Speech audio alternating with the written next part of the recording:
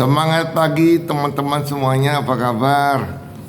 Teman-teman, beberapa orang bertanya kepada saya lagi. Saya usia sekitar 25 sampai 35 tahun ya.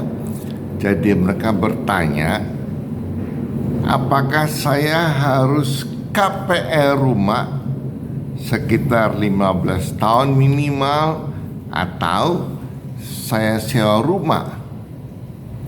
Karena kalau sewa rumah per tahun itu seharga nilai KPR juga per tahun.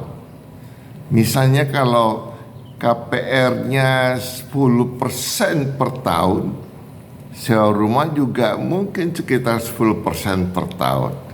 Teman-teman, sekali lagi saya sampaikan, jangan KPR, mendingan sewa rumah. Dan nantinya Anda bisa punya rumah sendiri yang dibayar cash. Kenapa demikian? Karena kalau KPR yang minimal 15 tahun, itu kan cukup panjang teman-teman. Dan terlalu beresiko. Kita tidak pernah tahu resiko ke depannya. Dan itu membuat kita stres.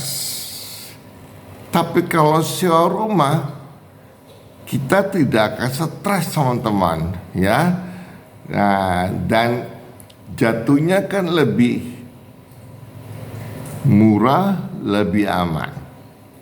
Nah, teman-teman percaya deh, banyak teman-teman saya yang mereka KPR, dipikir cicilannya kurang lebih sama, jadi mereka ambil KPR. Terlalu jangka panjang, terlalu beresiko, karena kita manusia gak pernah tahu resiko ke depannya. Mungkin saja usaha kita menurun, usaha kita bangkrut, atau tempat kerja kita mengalami bangkrut, kerugian, pengurangan pegawai, atau ada biaya darurat, keluarga sakit, sehingga tidak bisa Anda KPR. Karena KPR yang aman adalah 30% maksimal dari penghasilan Anda. Itu nilai KPR tertinggi. Tetapi juga gak aman karena terlalu panjang. Terjadi inflasi. Dan bunga KPR itu teman-teman harus tahu, fixed rate bunga tetap itu hanya sekitar 2-3 tahun aja. Setelah itu bunganya floating.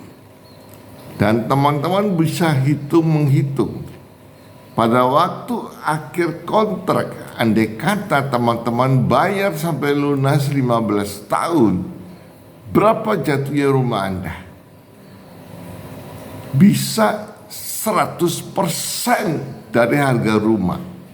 Misalnya rumah Anda KPR 1 miliar, setelah 15 tahun lunas, bunga plus pokoknya bisa 100% bahkan lebih. Dan itu kerugiannya teman-teman, ya. Jadi kalau mau aman teman-teman, please deh, ya, aman, Anda bebas stres, ya. Anda mendingan sewa rumah. Dan Anda bisa lihat video-video saya, video TikTok saya sebelumnya, bagaimana cara membeli rumah yang aman, tanpa resiko, dan tanpa modal. Yaitu kita konversi ke emas logam mulia. Jelas teman-teman.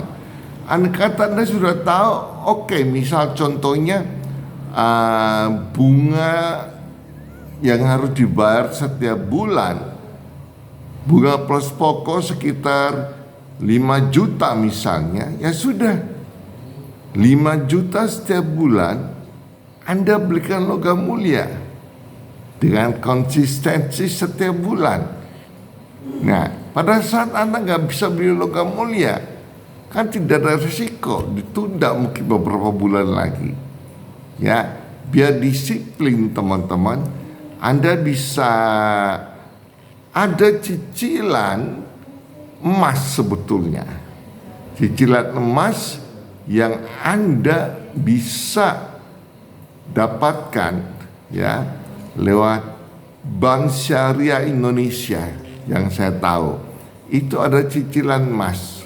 Ambil maksimal 5 tahun dan rutin teman-teman. Rutin. Nyicil. 5 tahun kemudian karena maksimal 5 tahun emas itu menjadi milik Anda. Dan Anda tahu nggak? 5 tahun kemudian harga emas itu pasti naik. Karena emas adalah hedging. Ya, dia mengikuti tingkat inflasi. Jelas teman-temannya. Jadi kalau mau lebih jelasnya lagi, cari video TikTok saya sebelumnya. Bagaimana membeli properti yang aman tanpa risiko, bahkan tanpa modal. Di situ saya membahas dengan detail.